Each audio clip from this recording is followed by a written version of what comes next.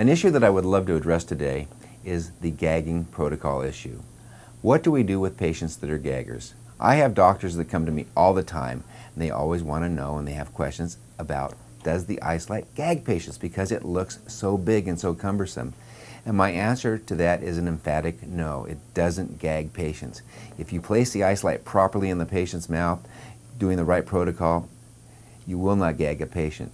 But now let's say that we do have some very gag-sensitive patients. What do we do about this? Step number one is we tell the patient, Yolanda, we have a great new device.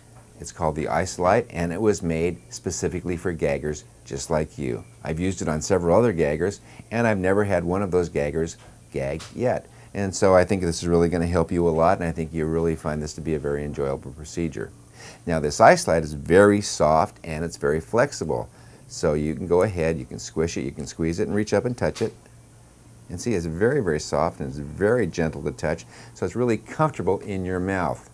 And when it touches your tissue in your mouth, it never impinges upon the tissue of your mouth. It never pinches, it never pulls. And this may look like it's a little big for you, but actually this just occupies vertical space in your mouth, so it really is not obtrusive at all. So what we've done is we've broken this down into 4 different parts. It has a very soft bite pillow right here. It has a tongue protector right here that will protect your tongue. And I know it's always a worrisome event for the patient to worry about where they're putting their tongue. Then right back here, this little isthmus area is the throat protector, and this just keeps anything from going down your throat. And then over here we have the cheek protector. And we want to make sure that your cheek and your throat and your tongue are always protected. So the first thing that I'm going to do is put a little Vaseline on your lips just to make sure they're nice and moist and lubricated. We could use Isolite lubricant, we can use KY liquid on this. Just about anything we want to use, it's the soft water-based lubricant works. So just put a little on your lips and good. Second thing that we want to do is we want to go ahead and moisten the mouthpiece. And so I'm just going to spray a little water on the mouthpiece here. I want to make sure that I have the right size bite pillow. So let's try this in your mouth, and if you'll open for me please. You can see right here, yeah, that bite pillow is just going to be the right size for us. And that's just how far I insert that on the first time that I put that in the patient's mouth. And I say, good, that's the right size.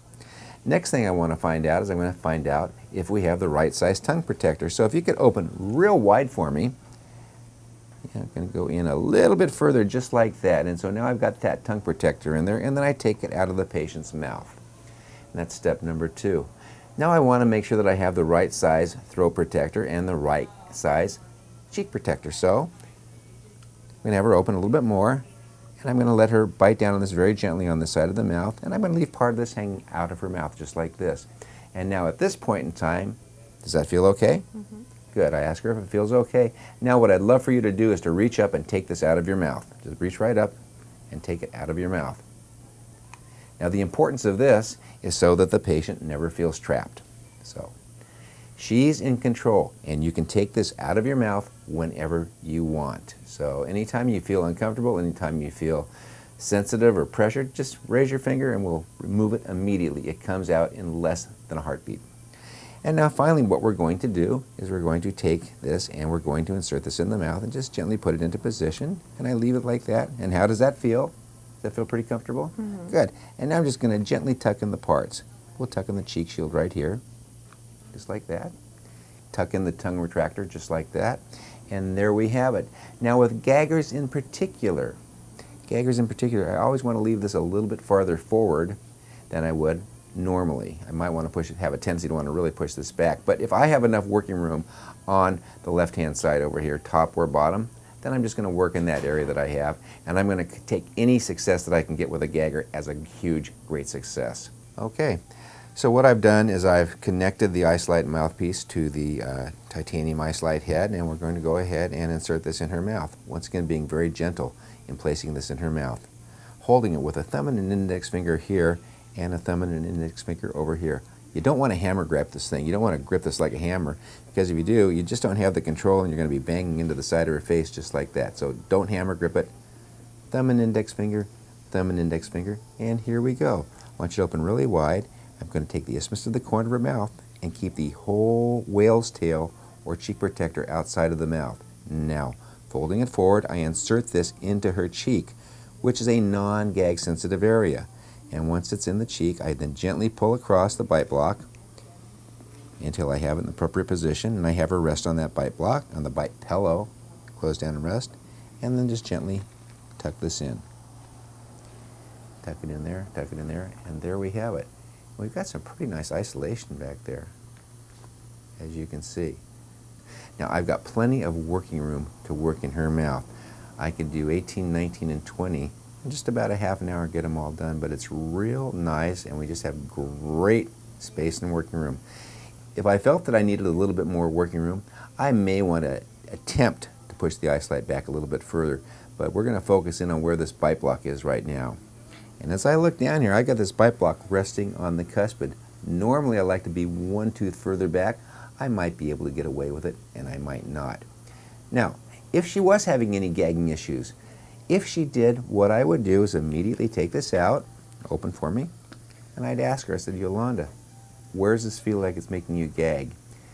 Most oftentimes she's going to say, oh, it's the roof of my mouth. So that being said, we're going to take a little pair of crown and bridge scissors and we'll just trim this off in that gagging area. Since I'm working on the lower arch, moisture really isn't a problem going up past this palatal vault area, so now this will be in a very non-gag sensitive area.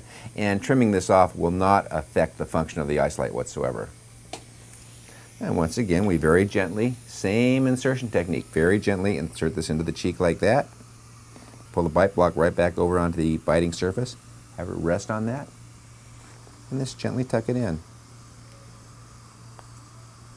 Does that feel a little bit less invasive up on the top? Good. Tip your head back just a bit. And now this even gives me the ability to move it back, close down gently. This gives me the ability to even move it back a little bit further if I need to, because nothing is touching that gag sensitive area.